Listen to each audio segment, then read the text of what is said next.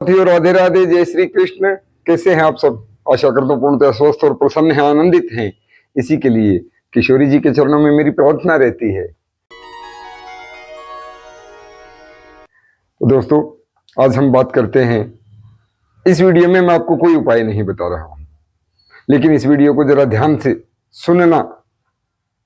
आप कहेंगे कि वास्तव में आपने अच्छी बात कही। एक कहानी है, एक स्टोरी है, उसे जरा सुनिए। स्टोरी क्या है कि एक बहुत गरीब व्यक्ति, वो झोपड़पट्टी में रहता है, बहुत गरीब है, कमजोर सी उसकी पत्नी है और संतान के नाम पर 2 बेटियां ऑलरेडी हैं। और उसी दौरान जब तीसरी बार उसकी धर्मपत्नी गर्भवती होती है तो उस व्यक्ति की किसी हादसे में, किसी एक्सीडेंट में मौत हो जाती है। अब समय बीतता है, वो तीसरा बच्चा उसका जन्म लेता है और इत्तेफाक से वो भी बेटी है। 3 बेटियां हो गई। वो बिलख रही है, खाने पीने को आसपास कुछ नहीं है, संभालने वाला कोई नहीं है। ऐसी ही परिस्थिति में उस महिला की भी मृत्यु हो जाती है। उसे लेने यमदूत आते हैं तो यमदूतों का भी कलेजा हिल जाता है। छोटी छोटी दूध मुही 2 बच्चियां पास खड़ी रो रही हैं, एक माँ की बगल में लेट के सुबक रही है, और उसकी भी मौत हो जाती है, जिनका कोई नहीं होता। यमदूत, क्योंकि ऑर्डर है धर्मराज का, तो प्राण तो वो लेके जाएंगे। प्राण ले जाके उन्होंने धर्मराज को सौंपे और कहा, प्रभु बस बहुत हुआ, आप न्याय नहीं करते हैं, खामखा ही आपका नाम धर्मराज है, मैं रिजाइन करता हूं, अपनी पोस्ट से इस्तीफा देना चाहता। धर्मराज ने कहा, बेटा इस्तीफा देना, अवश्य देना, लेकिन पहले मेरी बात को समझो। क्या समझे इसमें महाराज? पिता पहले दुनिया में नहीं रहा, जन्म देके इसको उसकी मां भी मर गई है और छोटी छोटी बच्चियां वहां बिलख रही हैं। उनको छोड़ के मेरा ही दिल जानता है मैं किस प्रकार से उसके प्राणों को लेकर आया हूं, उन बच्चियों से उसके प्राणों को दूर किया है। बोला ठीक है, तुम रिजाइन नहीं, तुम कुछ दिन की वेकेशन लो, छुट्टी लो और धरती पे जाओ। वो यमदूत आज्ञा लेकर कुछ समय के लिए धरती पर आ जाता है। अब हट्टा कट्टा नौजवान है भाई, वो तो दूत हैं, जैसा मर्जी रूप बना सकते हैं, वेश बना सकते हैं। तो अब वहां रहना है, रहने के लिए इंतजाम तो करना पड़ेगा। अब कुछ और नहीं मिला तो उसने देखा एक मोची, गरीब मोची जूती गांठ रहा है, जो भी वो शू रिपेयर का काम करते हैं। उससे आके कहा, भाई मुझे भी किसी काम पे रख लो। बोला, मेरे पास खुद खाने को कुछ नहीं है मेरे भाई, क्या काम धंधा है ये? कोई मेरा बिजनेस थोड़ा चल रहा है, कोई फैक्ट्री थोड़ा है कि मैं आपको काम पे रख लूं। तो ऐसा है, आप थोड़े बूढ़े हो गए हो और मैं अभी जवान हूं, काम में आपका हाथ बटा दिया करूंगा। मुझे आपसे तनख्वाह नहीं चाहिए, सैलरी नहीं चाहिए, जहां आप रहते मुझे रहने दीजिए, और 2 समय का खाना तो हम मिलके कमा ही लेंगे। बूढ़ा बोला, ठीक है भाई, मेरी सहायता के लिए रहना चाहते हो तो रह जाओ, तुम भी कमाओ खाओ। अब वो, क्योंकि यमदूत हैं, उनके पास विशेष शक्तियां भी होती हैं और काम में इतनी तन्मयता से वो लग जाते हैं कि उनका काम धंधा फैलने लगता है, खूब बढ़िया बिजनेस हो जाता है।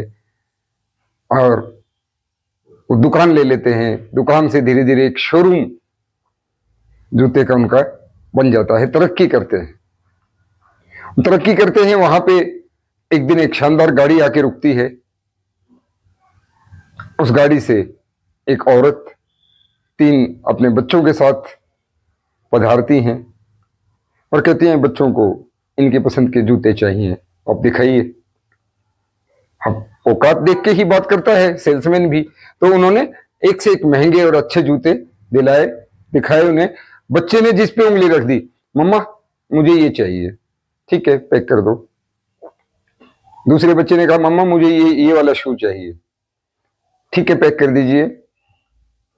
तीसरे ने फिर कहा, जो सबसे छोटी बच्ची थी, मम्मा मुझे ये वाला शू चाहिए, ये जूता मेरा मनपसंद जूता है। ठीक है, पैक कर दीजिए। यमदूत जो है उस रूप में वो पैक कर रहा है और मन ही मन सोच भी रहा है कि अमीरों के कैसे चौंसले होते हैं, कितने धनाढ़े ये लोग हैं। जो रेट बताया बाबा ने वही रेट, इसने रेट नहीं पूछा। बच्चे ने जो उंगली रख दी वही चाहिए। एक बार भी उन्हें ये नहीं कहा कि ये नहीं, ये ज्यादा सूटेबल है, नहीं, उनकी पसंद से दिलाया। तो उसको असमंजस में देख के उस महिला ने पूछ लिया, भैया क्या सोचने लगे, पैकिंग कर दीजिए, मैं पेमेंट कर देती हूँ। बोले बहन जी माफी चाहता हूं, मेरे मन में एक प्रश्न आया आपको देखकर कि आपने एक बार भी बच्चे का दिल नहीं तोड़ा, एक बार भी उन्हें ये नहीं कहा ये नहीं तुम ये पहनो। जो बच्चों की इच्छा, ऐसे हर इच्छा थोड़ी बच्चे की पूरी कर देनी चाहिए, ऐसे तो बच्चा बिगड़ जाता है। नहीं भैया ये बच्चे बिगड़ेंगे नहीं। क्यों? मतलब दरअसल क्या है कि मुझे परमात्मा ने कोई संतान नहीं दी थी, बहुत साल मेरे विवाह को हो गए थे, कोई संतान मेरे पास नहीं थी। तभी किसी न्यूज एजेंसी से, किसी एनजीओ से मुझे पता चलता है ऐसे किसी झुग्गी झोपड़ी में एक महिला की मौत हो गई है और उन बच्चों के पास संभालने वाला कोई नहीं है। यदि कोई मदद के लिए सामने आना चाहे तो अवश्य आए। अब रुपए पैसे की, धन दौलत की हमारे यहाँ कोई कमी नहीं थी, तो मैंने परमात्मा की मर्जी मानकर कि चलो किसी गरीब की सेवा ही सही, उन तीनों बच्चियों को गोद ले लिया कि इनके पालन पोषण की, पढ़ाई लिखाई, विवाह आदि की जिम्मेवारी मैं उठाऊंगी।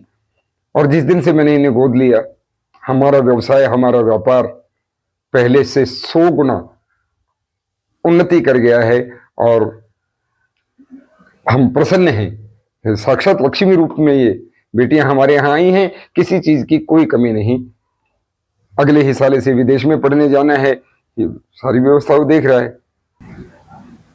वो यमदूत जो है वो हैरत में है, आश्चर्य में है, और आश्चर्य में उसने प्रश्न किया कि बहन जी आप इन बच्चों को कहाँ से लेके आए थे, किस मोहल्ले से लेके आए थे, क्या आप बता सकते हैं? क्योंकि उसे शक हुआ, और जैसा कि उस महिला ने बताया निश्चित ही वही वो बच्चियां थी। अब यमदूत वापस पहुंचा धर्मराज के पास, चरणों में गिर गया, बोले महाराज प्रभु आप सच में व्यवस्था करते हैं, बहुत अच्छी व्यवस्था करते हैं।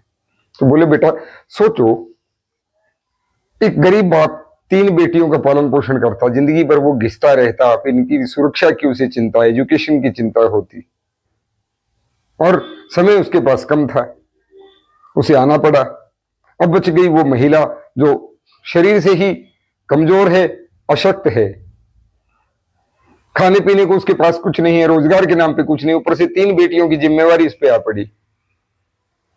वो क्या कर पाती है इनके लिए, जबकि इनके भाग्य में, इनके कर्म अनुसार बहुत कुछ लिखा है। तो उसकी व्यवस्था के लिए मैंने उचित यही समझा कि ये महिला आजीवन रोएगी, उससे अच्छा है इसे अपने पास बुला लिया जाए और इन बच्चों की व्यवस्था एक ऐसे व्यक्ति के यहाँ की जाए जो संतान के लिए तरसते हैं, जहां इनकी हर इच्छा पूरी की जा सकेगी।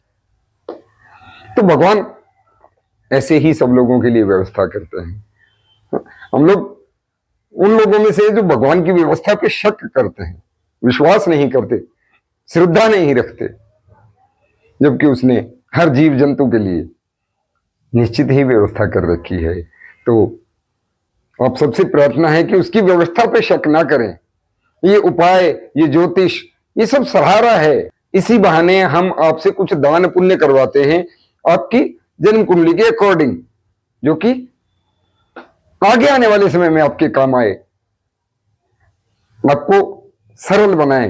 किसी पशु को कुछ खिलाना है, किसी पक्षी की सेवा करनी है, किसी गाय माता को चारा देना है, किसी फकीर को भोजन देना है, किसी गरीब को कंबल ओढ़ाना है, इसी तरह की ज्योतिषी उपाय तो हम बताते हैं।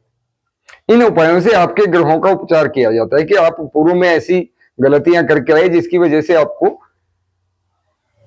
ऐसा समय देखना पड़ा, लेकिन यदि अब आप करेंगे तो भविष्य में आपको ऐसा ना देखना पड़ेगा, उसके लिए व्यवस्था की जाती है। और ये आजकल जो इतना ड्रामा चल रहा है, भैया चलने दीजिए, कुछ नहीं किया जा सकता है, भगवान की व्यवस्था पे भरोसा रखिए, उस पे पूरी श्रद्धा रखिए, आस्था रखिए और अपने कर्म करते रहिए, राधे राधे बोलते रहिए। जय श्री कृष्ण, जय श्री राम।